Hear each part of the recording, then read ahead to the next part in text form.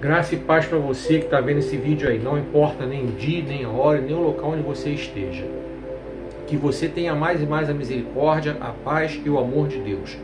Eu sou o Márcio Ribeiro e seja bem-vindo ao canal. Deus esteja abençoando grandemente a sua vida. Bom, caso você ainda não esteja inscrito, se inscreve no canal, clica no sininho, deixa o like, comenta, compartilha o vídeo. Assim você me ajuda a levar a palavra de Deus adiante. Nas outras redes sociais, faça a mesma coisa, tá? Deixa o seu apoio aí, eu vou gostar muito, vou ficar muito feliz. E assim a mensagem vai sendo pregada. Agradeço a você que já está inscrito no canal, muito obrigado, Deus abençoe a todos. Nós vamos falar sobre disciplina na igreja, questão de escolha para preservar a sua pureza. 1 Coríntios 5, do 1 ao 13, nós vamos ler, depois nós vamos ler 2 Coríntios 2, do 1 ao 13. Nós vamos falar sobre um caso muito sério, é um tema que me chamou a atenção, uma mensagem que Deus me deu já de algum tempo, eu diria até de alguns anos. Só que a gente espera o tempo de Deus para poder pregar a palavra, certo? Então essa semana eu vi um vídeo sobre esse assunto que me despertou a poder pregar essa palavra. E ontem eu vi outro vídeo sobre esse mesmo assunto como uma confirmação. Então, antes de eu entrar no texto e pregar a palavra para vocês, para nós, quero relembrar, combata as fake news, que elas são instrumento do diabo, elas são instrumento de Satanás, só servem para trazer destruição e confusão para a família, para a igreja, para o país. E é pecado. Os textos bíblicos estão aí. Então não esqueça, combata as fake news. Aqui eu tenho meu livro De Lodebar para Wonderland. Histórias baseadas em fatos reais, superação. Lodebar, terra do esquecimento, onde essas pessoas ficaram, essas pessoas do livro, foram ao fundo do poço, foram para Wonderland, país das maravilhas, terra dos milagres, terra das bênçãos. O livro, vou deixar os links de venda para vocês aí, só vocês clicarem, vocês escolhem onde vocês querem comprar, qual o formato, a forma de pagamento, aí vocês decidem tudo, tá? Tá por conta de vocês. Olha, eu vou ficar muito feliz com cada um de vocês que compre meu livro, tenho certeza que vocês serão abençoados e edificados com essa leitura, tenho certeza que Deus vai falar muito ao coração de cada um de vocês, através dessas mensagens que estão aqui, desses testemunhos que estão aqui, que são testemunhos inspiradores. Bem, vem comigo. 1 Coríntios 5, do 1 ao 13, a partir de agora. Vamos lá. O cabeçalho do texto é combate à imoralidade sexual. Por toda parte, estão falando que há imoralidade entre vocês, algo tão pecaminoso que nem mesmo os pagãos fazem, e que vocês ainda consentem em sua igreja, conservam em sua igreja, melhor dizendo, ainda conserva em sua igreja um homem que está vivendo em pecado com a mulher do seu próprio pai. Verso 2. E vocês ainda são tão presunçosos? Por que não estão se lamentando em tristeza e vergonha e se apresentando em expulsar, ou se apressando em expulsar esse homem da comunhão de vocês? Embora eu não esteja aí com vocês fisicamente, estou com vocês em espírito e em nome do Senhor Jesus Cristo. Já condenei aquele que fez isso, como se aí estivesse. Bem, nesses 3 primeiros textos, Paulo nos alerta aqui sobre algumas coisas. Ele não estava ali em Corinto, ele estava em Éfeso nessa ocasião, quando ele escreveu a carta aos Coríntios. Como ele escreveu essa carta aos Coríntios? Ele tinha ciência, ele tinha os oficiais dele na igreja que passavam as informações para ele. Por isso ele falou, estão falando que há imoralidade sexual entre vocês. Paulo fala que eu não estou aí fisicamente, mas estou em espírito. Então ele está chamando a atenção da igreja que estava acobertando o pecado, estava conservando aquele camarada ali. Nós não sabemos se aquelas pessoas estavam conservando ele ali porque faziam a mesma coisa, porque aquele homem era alguém importante dentro da igreja, não sabemos. Nós vamos dar continuidade, vamos descobrir juntos, se tiver alguma informação aqui sobre o assunto. Vem comigo. Verso 4, Paulo fala: quando vocês estiverem reunidos em nome do nosso Senhor Jesus, e eu também estiver aí em espírito, estando presente o poder de nosso Senhor Jesus Cristo, entreguem esse homem a Satanás, para que o corpo seja destruído, na esperança de que o seu espírito seja salvo no dia do Senhor. Que coisa terrível o orgulho de vocês! Vocês não sabem que um pouco de fermento fermenta toda a massa? Paulo está falando aqui, na próxima vez que vocês se reunirem, esse homem estiver aí, eu vou estar em espírito, entreguem esse homem a Satanás, para que o corpo seja destruído, mas a alma seja salva. Então vamos lá, vamos explicar aqui. E Paulo fala sobre a questão da laranja podre, né? Que estraga todo o cesto, como a gente costuma falar. O fermento, que quando fermenta contamina toda a massa, né? Leveda toda a massa. Então o que Paulo está falando aqui? Primeira coisa, Paulo, já expliquei para vocês que ele estava em Éfeso, estava tendo as informações sobre a igreja. Paulo não está espraguejando ninguém. Vamos explicar bem explicado aqui. Paulo está usando uma linguagem metafórica, uma metáfora. Ele está dizendo para a igreja o seguinte: vocês precisam desligar esse homem do hall de membros. Por que desligar do hall de membros? Porque esse homem está contaminando a igreja toda. Então, se ele continuasse ali, como membro da igreja, zoando o plantão, vivendo em pecado, os outros poderiam achar que poderiam viver do mesmo jeito. Aí a igreja ia virar uma bagunça. Então Paulo quis cortar o mal pela raiz. Para quê? Para que aquela pessoa se arrependesse. Quando ele fala de corpo destruído, não é mutilar o cara, matar o cara, espancar, nada disso.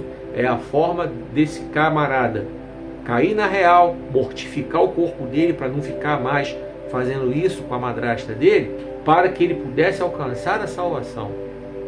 Aí você vai lá para o livro da lei, Levítico 18, fala sobre essas coisas, inclusive sobre ter relações com a mulher do pai.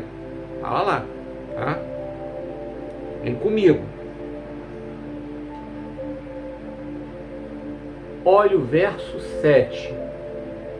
Livrem-se do fermento velho, para que vocês sejam massa nova e sem fermento, como vocês de fato são, pois Cristo, o Cordeiro de Deus, foi sacrificado por nós. Verso 8. Portanto, celebremos a festa com esse Cordeiro, não com fermento velho, não com fermento velho da maldade e da imoralidade. Em seu lugar, festejemos com os pães sem fermento,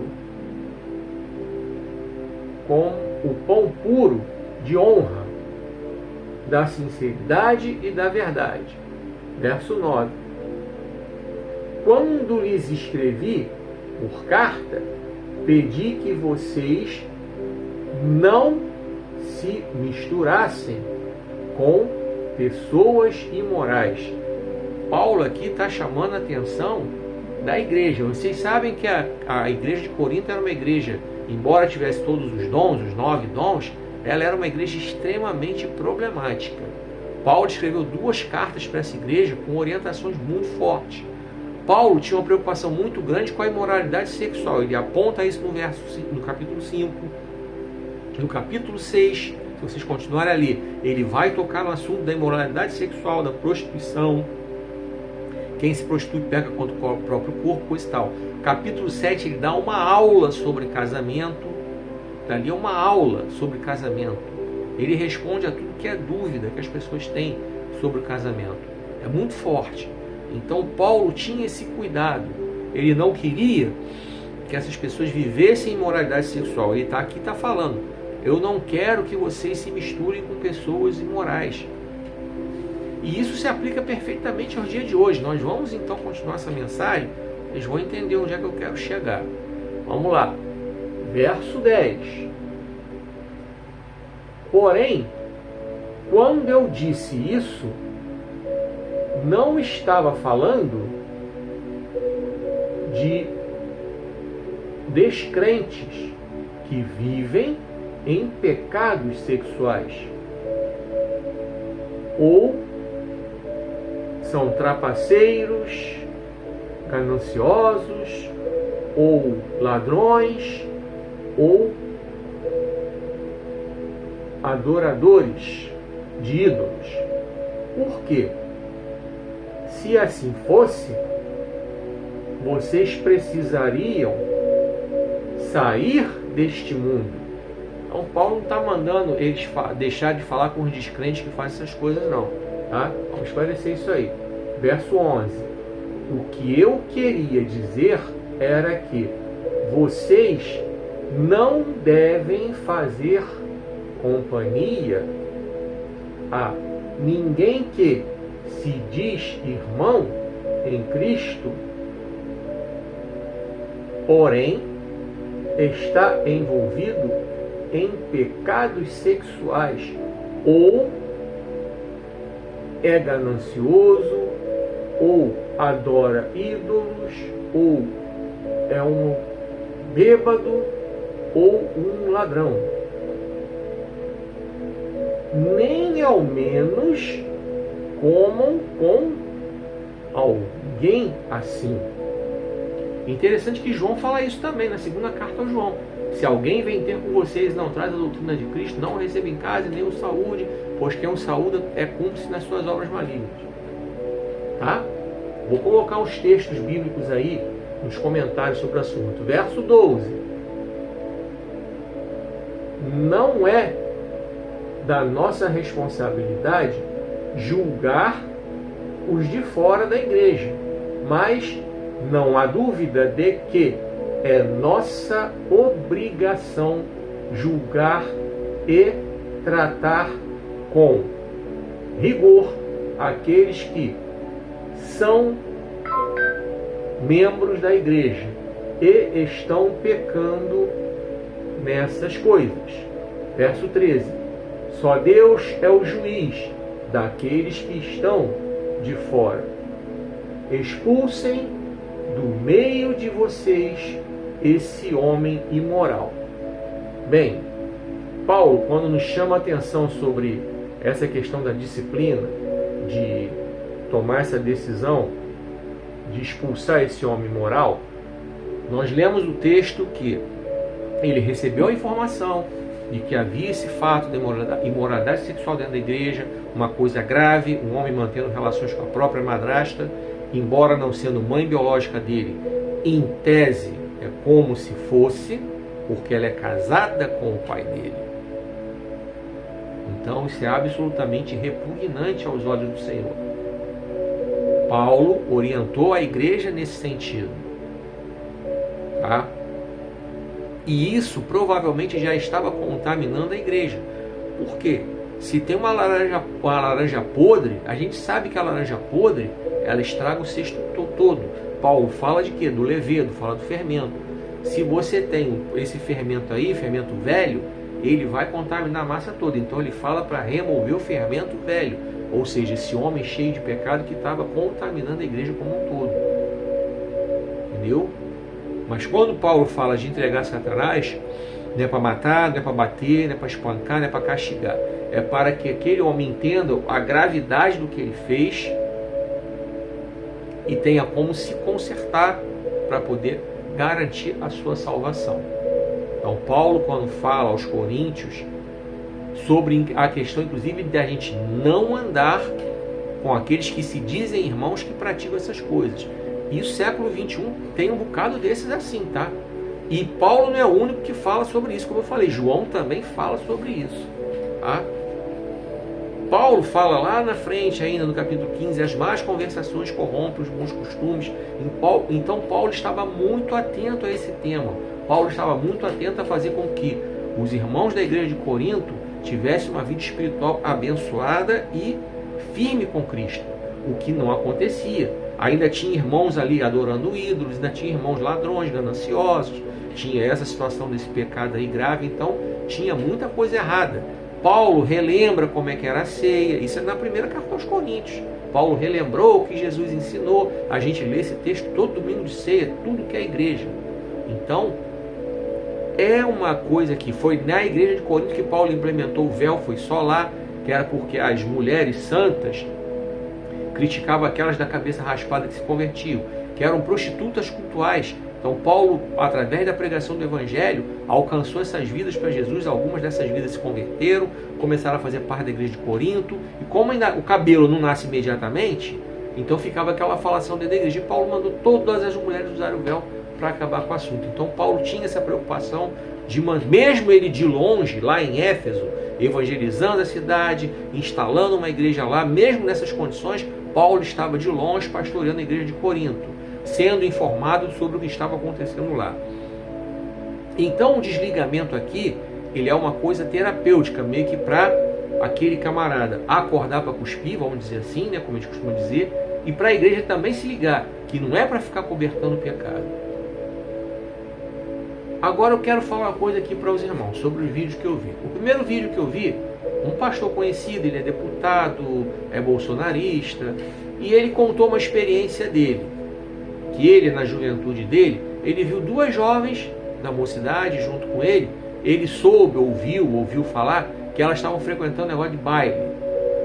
Pela idade dele, eu pesquisei, não vou aqui falar o nome dele nem a idade, essa situação aconteceu lá pelos anos 80, talvez pegando o iniciozinho dos anos 90. Era uma cultura nas igrejas. Qualquer coisa exclui. A Assembleia de Deus excluía porque o garoto jogava bola, excluía quem tinha televisão dentro de casa. Então a Assembleia de Deus era bem rigorosa. A Igreja Batista, que era onde eu congregava na minha mocidade, minha adolescência, se você visitasse uma igreja de outra denominação, você estava sendo chamado no gabinete para ganhar um puxão de orelha do pastor. Se participasse de ceia lá, o puxão de orelha era dobrado. Não me lembro de situações que pessoas chegaram aí para disciplina, para banco, mas puxão de orelha era certo ganhar. Puxão de orelha era tão certo como o ar que eu respiro. Então, nessa época, havia muito rigor dentro da igreja no que diz respeito à disciplina. Havia muita situação, negócio de exclusão. Exclusão por causa disso, por causa daquilo, por causa daquilo outro. Bem, o que acontece? Esse pastor, ele contando que aí ele seguiu as garotas, confirmou que elas iam para o baile, chamou o pastor, passou o assunto para o pastor pegou, reuniu a igreja, levou o assunto para a igreja, e essas duas jovens foram desligadas do hall de membros. Não podiam nem entrar na igreja para ficar sentadas lá atrás. Desligadas a esse nível aí. Então o que aconteceu? Quando essa reunião foi se desenrolando, esse pastor conta que foi aí que ele tomou consciência da besteira que ele fez em ter levado o assunto para o pastor e a coisa ter chegado àquele ponto. Ele ficou desesperado, foi pedir perdão para as jovens, elas nem quiseram recebê-lo. O tempo se passou, ele voltou, elas não quiseram recebê-lo. Cerca de mais de um ano e pouco depois, quase 2 anos depois, ele conseguiu ser atendido por elas. O que aconteceu com as duas? Uma abriu a porta para ele e falou para ele: pô, eu estou hoje vivendo com esse cara aqui. O cara era um traficante de drogas da cidade lá. Você é o culpado. Mandou isso para ele. A outra atendeu, estava com 2 ou 3 filhos, cada um de um pai diferente. Olha a minha vida como é que tá. Cada filho de um pai, a culpa é sua. Então, naquela época, muita gente foi jogada para fora da igreja por causa de situações que poderiam ser evitadas. Tá? Existem coisas dentro da igreja que a gente pode evitar a exclusão. Quando Paulo tomou essa decisão drástica aqui, era porque o negócio estava fedendo. É que o camarada estava zoando o plantão mesmo. Estava zoando o plantão e a igreja estava achando que podia viver daquele jeito também. Então Paulo pegou ele para botar no lugar para poder a igreja não virar bagunça. Tá? Então existem situações e situações que o pastor tem que ter sabedoria para saber a hora que vai desligar, a hora que vai acolher, tem que ter essa sabedoria. E a disciplina não pode ser para jogar a pessoa fora da igreja para sempre, amém, e que se dane para lá. Não, a disciplina ela é feita para restaurar a pessoa, é para fazer a pessoa acordar, para fazer a pessoa se ligar. Os profetas, quando foram levantados por Deus para profetizar, para falar sobre os pecados de Judá e de Israel, nós estamos estudando na igreja que eu congrego sobre os profetas maiores e menores. Eu sou um dos professores, já tive o privilégio de falar sobre um desses profetas, Oséias, enfim. Falei sobre Oséias e falei sobre Miqueias também, no domingo passado. Então, o que acontece? Por exemplo, Miqueias profetizou juízo duríssimo sobre Judá e também sobre Israel, porque ele andou pelos dois reinos.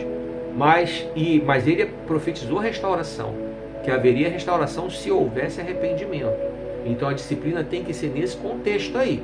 Se tiver que desligar, que seja o desligamento para não contaminar o resto da igreja, porque olha, o nome que não pode ser envergonhado é o nome do Senhor. O nome que não pode ser envergonhado é o nome da igreja. Então, eu e você temos essa responsabilidade, não envergonhar o nome da igreja e não envergonhar o nome do Senhor. Tá? Mas não tem a mais nem meio mais. A conduta é essa. Nós não podemos ser causadores de escândalo. Paulo fala sobre isso também, tá? Sobre não sermos causadores de escândalos. Vou colocar os textos bíblicos aí que falam sobre esse assunto, os escândalos. Então não temos o direito de ser motivo de escândalo na igreja. Então esse pastor, quando contou esse testemunho, ele não contou para escandalizar. Embora eu discorde desse pastor, a linha de pensamento bolsonarista dele, algumas falas dele são bem preconceituosas, mas nesse caso eu não discordo dele não. Ele contou esse testemunho, não foi para dizer que tem que ser assim. Inclusive ele mostra que ele se arrependeu, só que a besteira já tinha sido feita. Quando ele viu que o assunto tomou aquela proporção, ele fala que se arrependeu, mas a bobagem ele já tinha feito, tinha como voltar atrás. Ele tentou consertar pedindo perdão. Foi difícil. Então, o caráter da disciplina é esse. Só que hoje, o que nós estamos vendo acontecer é o extremo oposto. Hoje os pastores deixam rolar frouxo muita coisa. Vocês querem ver alguns exemplos? O que tem de crente que vem para as redes sociais xingar palavrão? Cadê os pastores que não fiscalizam as redes sociais das suas ovelhas? Tem crente que posta coisa de crente, posta coisa de igreja, de obra de Deus, e vai lá nos comentários e xinga a pessoa só porque a pessoa pensa diferente dela. Geralmente são crentes ligados à corrente bolsonarista. Eu sinto muito falar sobre esse assunto de novo, mas 99% desses crentes que fazem isso, você entra no perfil e você vê lá, a bandeira do Brasil, Deus, Pátria e Família. Mas se eu encontrar alguém da outra corrente que posta outras coisas que não tem nada a ver com Deus, Pátria e Família, se identificarem como cristãos e ficarem xingando os outros, eu vou falar do mesmo jeito. Porque não tem essa. Pau que bate em Chico, bate em Francisco, como tem um ditado popular. Eu não sou nem bolsonarista, nem petista, nem nada. Eu sou de Jesus. Antes que alguém fique aí querendo especular. Eu sou de Jesus. Meu partido é Jesus Cristo. Esse é o meu partido. Meu partido é Jesus Cristo. Meu político é Jesus Cristo. Eu não tenho político de estimação aqui nessa terra. Se eu pudesse, eu não votaria em ninguém, como já falei, inclusive, outras vezes aí. Se eu pudesse, eu nem sairia de casa para votar. Eu vou correr atrás dos meus direitos para saber se eu, como pessoa com deficiência, se eu tenho direito à isenção. Se eu tiver, eu vou buscar, porque eu nem me abalo em sair de casa na hora de votar. Porque nenhum desses caras merece o meu voto. O meu não. Se merece o de vocês, é com vocês. Eu já falei isso em vídeos anteriores. Não estou gagá não. Estou repetindo que é para ficar claro mesmo. A repetição ela facilita o aprendizado. Bem, então hoje você vê um monte de crente. Não estou nem me referindo especificamente a uma pastora que prega algumas coisas e usa uma linguagem chula.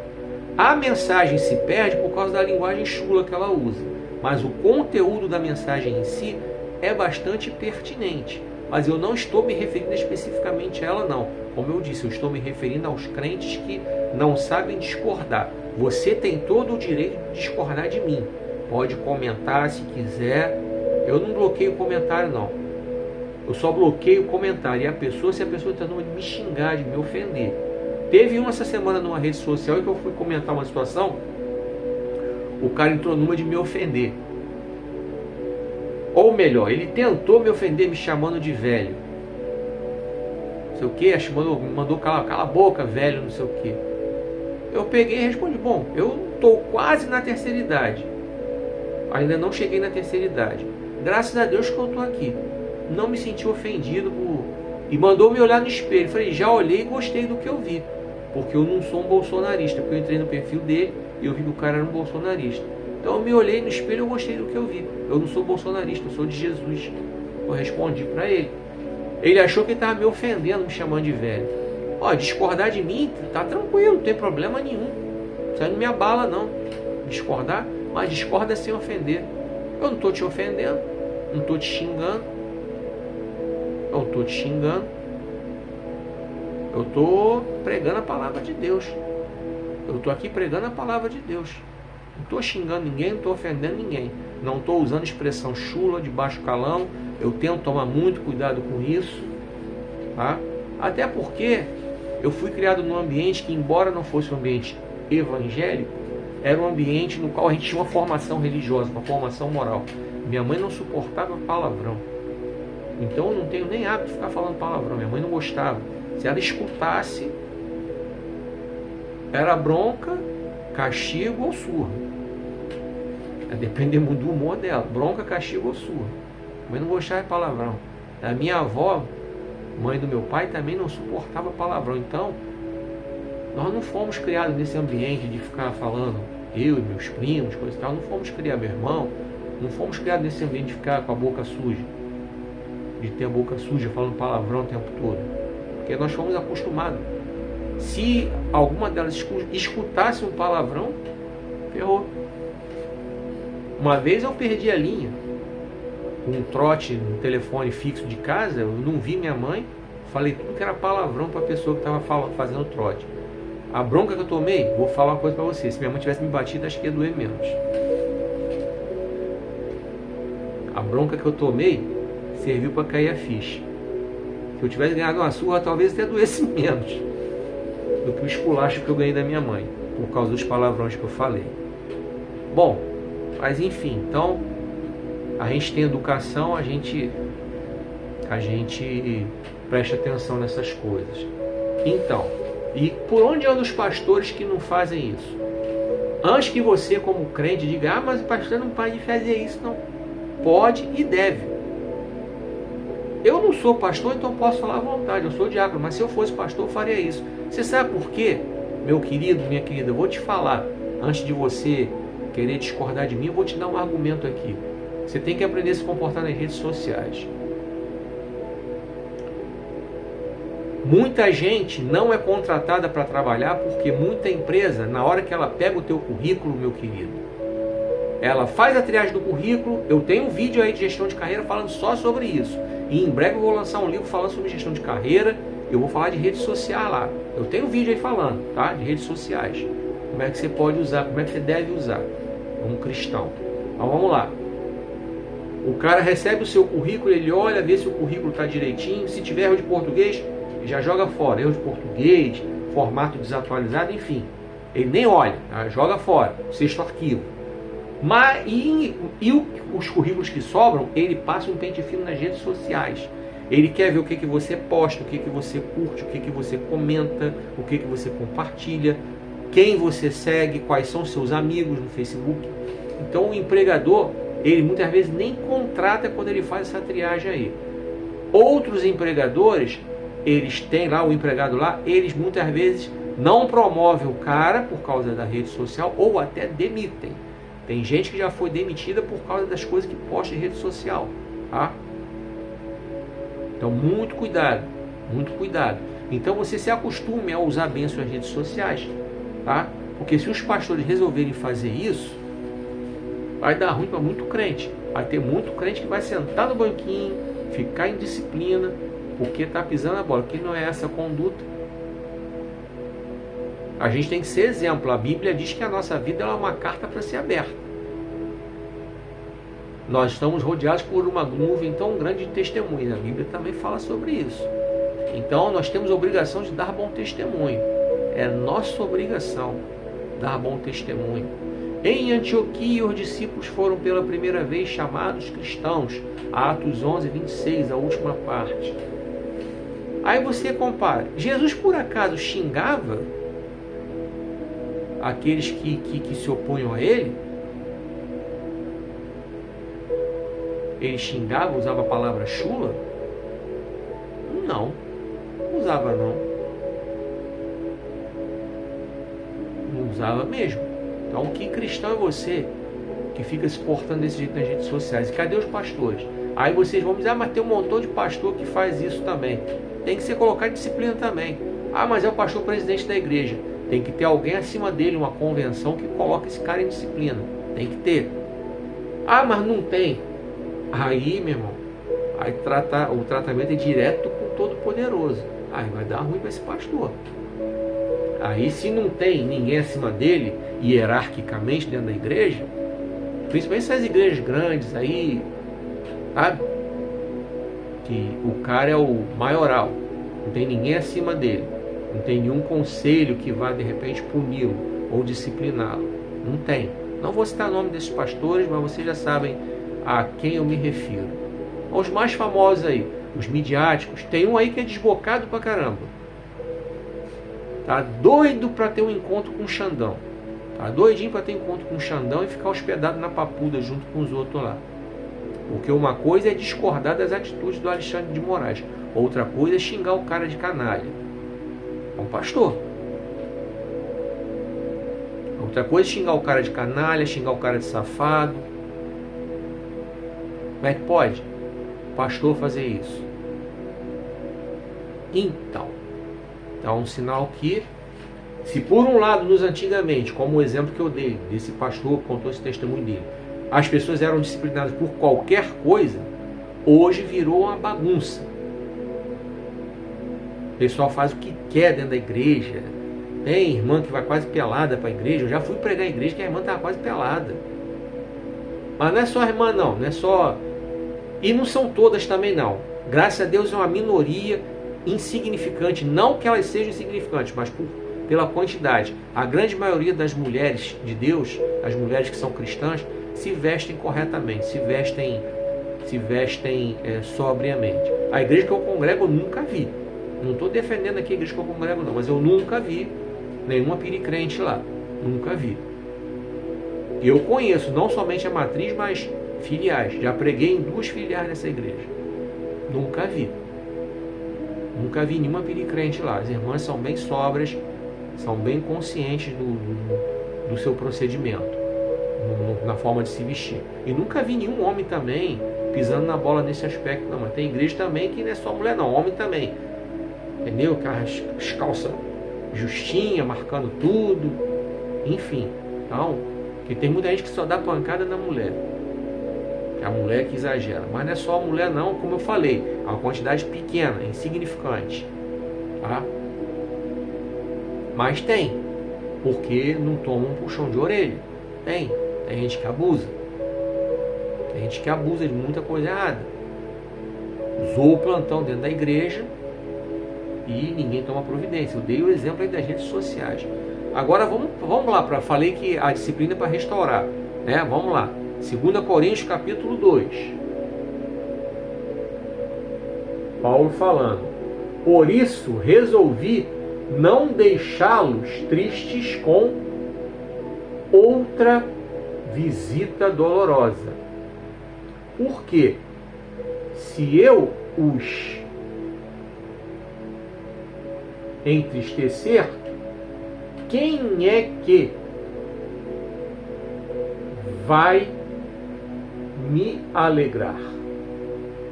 Como poderão me alegrar se eu lhes causar tristeza? Foi por isso que eu lhes escrevi daquela maneira em minha última carta, a fim de que vocês acertassem as coisas erradas antes que eu fosse.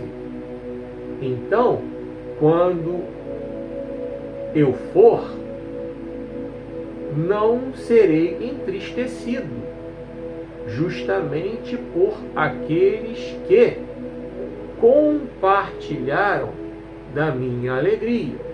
Eu tinha certeza de que a felicidade de vocês estava tão ligada a mim que vocês não se sentiram felizes, não se sentiriam felizes, a não ser que eu fosse com alegria. Verso 4. Escrevi aquela carta com aflição e angústia. Ela quase despedaçou meu coração, e digo-lhes francamente que chorei por causa dela. Eu não queria entristecê-los, mas tinha que mostrar-lhes quão profundamente os amava e me preocupava com o que estava acontecendo a vocês. Bom, esse é o assunto que Paulo se refere com relação àquela carta que ele mandou desligar o irmão. O que acontece? Vocês viram que Paulo não estava alegre em fazer isso. Então, quando a gente chega ao ponto de ter que desligar alguém do rol de membros da igreja, não é para fazer festa, não é para se alegrar. E eu já vi gente se alegrar, dar glória a Deus que a pessoa foi desligada. Não é para ninguém se alegrar, não é para ninguém dar glória a Deus. É para chorar, como Paulo falou aqui. É para se entristecer. Porque se chega num ponto desses, é porque a coisa está feia.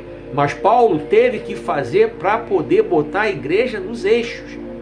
Então, às vezes, ô pastor, você precisa tomar uma decisão dessas aí. Pode ser dura, mas não tem jeito. Bom, quando teu irmão está em pecado, tu vai até ele, tu conversa, tal. Se ele errou, se ele te ouvir, você ganhou seu irmão. Se não te ouvir, você vá com 2 ou 3 testemunhas. Se ele te ouvir, tu ganha teu irmão. Se não te ouvir, você leva o assunto para a igreja. Se não resolver, trata como gentil publicano. Ordem natural está na Bíblia, exatamente como eu acabei de falar para vocês. O texto é exatamente assim. Bem,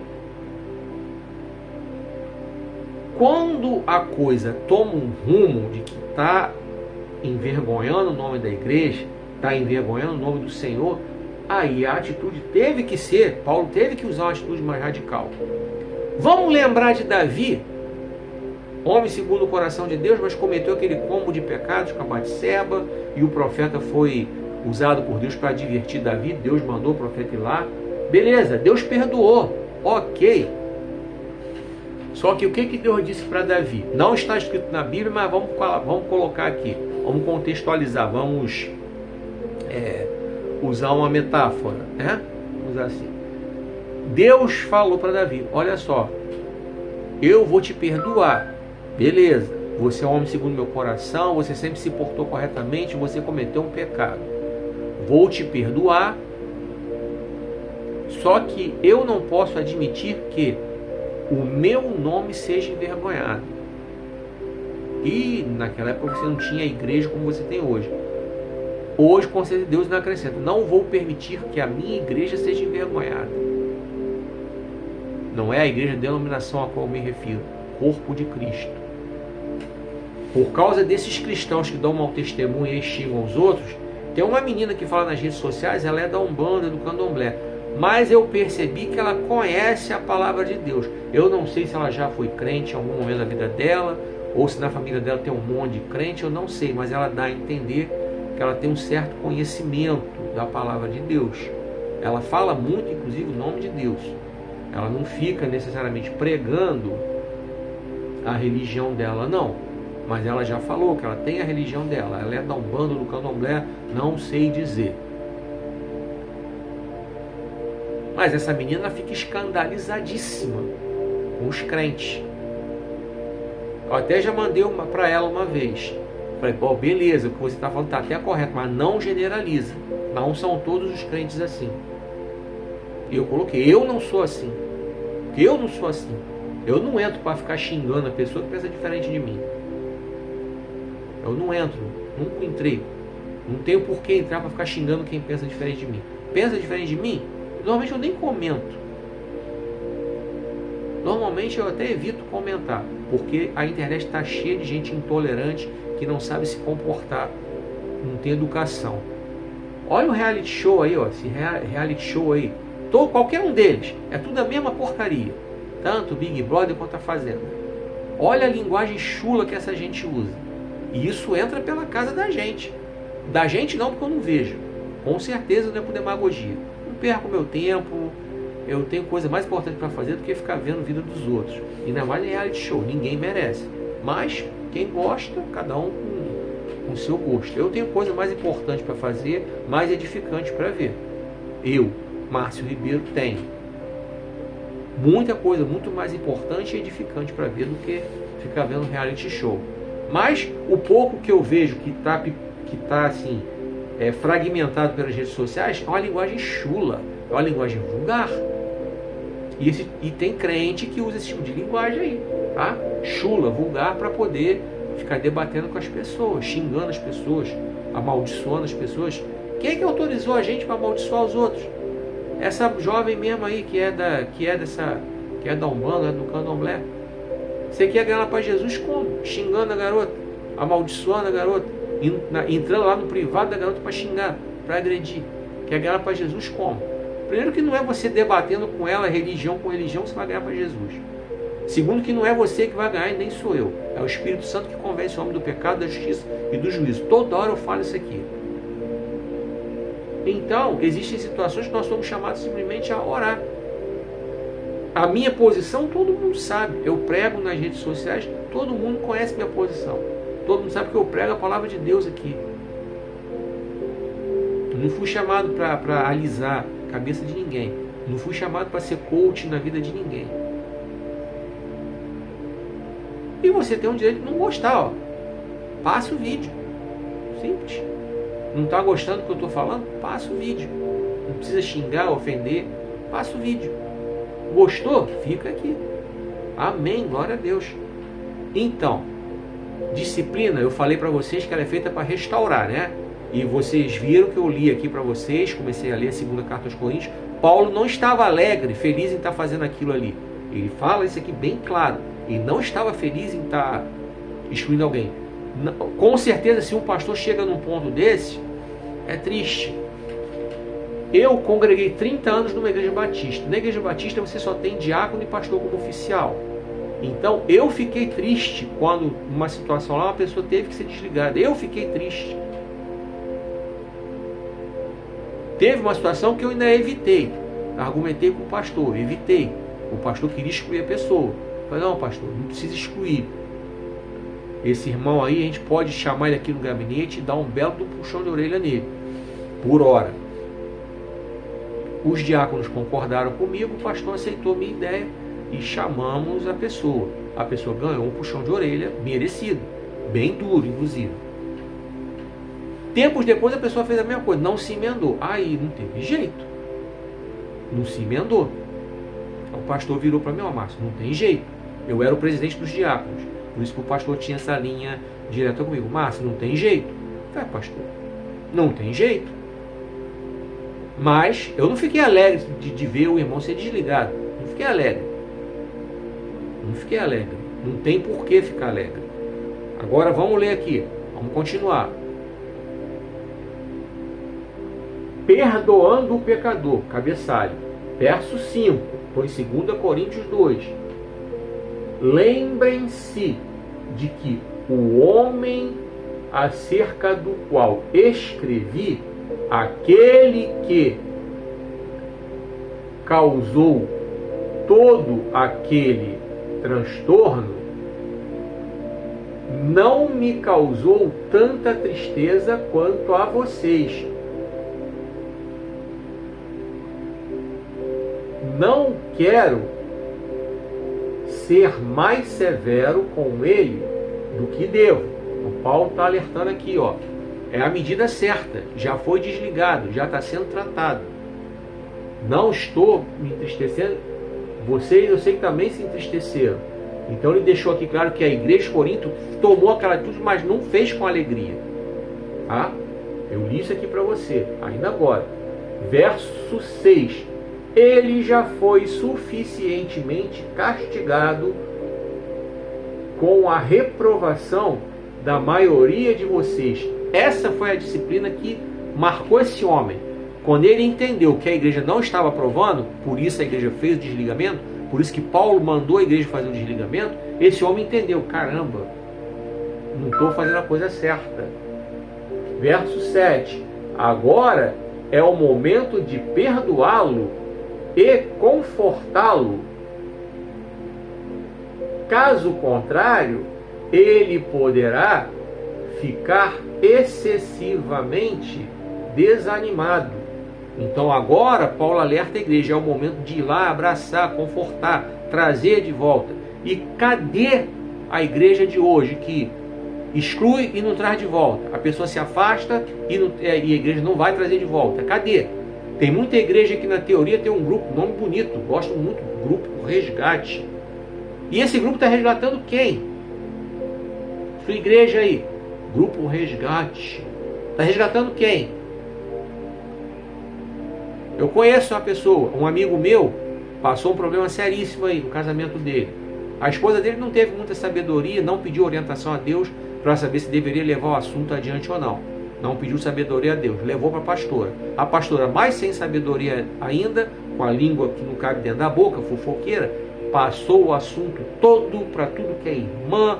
As irmãs com certeza passaram para os maridos, era uma coisa da intimidade do casal, desmoralizou o casal, especialmente o homem. Esse meu amigo meteu o pé, está em outra cidade, está cogitando até meter o pé para outro país, porque já separou mesmo, e a esposa dele está fora da igreja. E o Grupo Resgate, até hoje não foi resgatar a esposa dele, que está 1 ano afastado da igreja. Há mais de 1 ano afastado da igreja. O Grupo Resgate não foi resgatar a esposa dele. E o meu amigo está firme, está caminhando com Jesus, tomou um baque, mas conseguiu se segurar, mas ele está cogitando meter o pé para outro país. Por quê? Porque a igreja que ele congrega é uma igreja grande, tem filial em tudo que é canto, tem filial até em outro país, ele está a fim de meter o pé para lá, para ser útil lá. Eu pedi para ele segurar a onda. Pô, segura a onda. Outro país, outra cultura, é a Europa especificamente. É outra cultura, vá com calma, ora, pede direção a Deus. Pede direção a Deus primeiro. Se Deus confirmar, ok. Se não confirmar, fica. Está lá em Atos. Fiquem em Jerusalém, até que do alto sejam revestidos de poder. É o que está escrito. Fiquem em Jerusalém. Foi o que eu falei para ele. Fica no teu canto, até que do alto venha a autorização de Deus para você ir. Não vai não. Mas é isso. Vamos lá, verso 8. Assim, eu lhes peço que mostrem a ele, agora que vocês verdadeiramente ainda o amam muito. Essa é a função da igreja, amar a pessoa que está querendo retornar, a pessoa que foi desligada por coisa de disciplina e tal. A igreja tem que ter o seu momento para confortar aquela pessoa, para trazer de volta. Pois é. Antes que fique excessivamente desanimado. Lembra do testemunho que eu falei do pastor que contou? Quando ele foi visitar já era tarde demais. As meninas já tinham se envolvido já em situações desanimadas, não quiseram mais saber. Pois é. Olha o verso 9. E lhes escrevi daquele modo para poder verificar até que ponto vocês seriam obedientes ao meu ensino. Então, Paulo já deu a dica aí por que ele escreveu daquela maneira. Ele queria os cristãos daquela igreja obedientes. Verso 10. Quando vocês perdoam alguém, eu também perdoo. E tudo quanto eu perdoei, se é que havia alguma coisa para perdoar, perdoei-o na presença de Cristo, para o bem de vocês. A disciplina tem que ter restauração, tem que ter o perdão. Verso 11.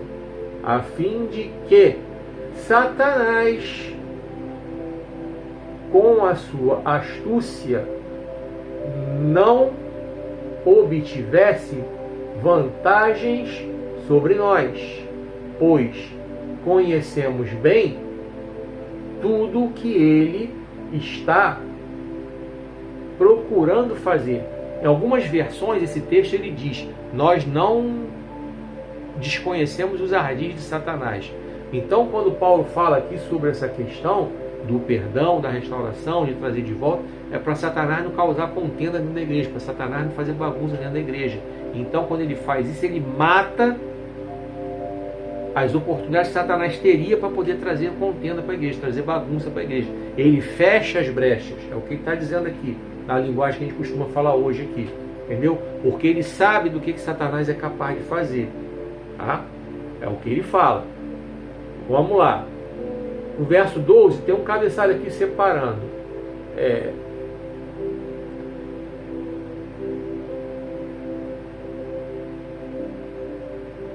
Não, aí já é outra coisa. Só até o verso 11 mesmo que eu vou falar para vocês. Então, partindo desse princípio aí, como nós falamos, vou resumir para a gente poder encerrar esse vídeo, essa mensagem. Paulo recebeu a informação de que tinha coisa errada acontecendo dentro da igreja. Então, aqui vai uma informação. Os oficiais da igreja têm que estar atentos para ajudar o pastor, porque nem sempre o pastor está ciente. Paulo estava em Éfeso, a igreja em Corinto estava funcionando. Então, diácono, presbíteros, evangelistas, coisa e tal, tem que estar ligados para ajudar o pastor. Isso é um recado claro que está no texto. 1 Coríntios 5. Então esses que eram da igreja de Corinto estavam passando para o Paulo que alguma coisa errada estava acontecendo. Ele tomou ciência e tomou ciência do que era. Não era especulação. Informaram a ele: olha, aqui tem um homem que está em pecado com a madrasta, com a mulher do pai, com a mulher do próprio pai.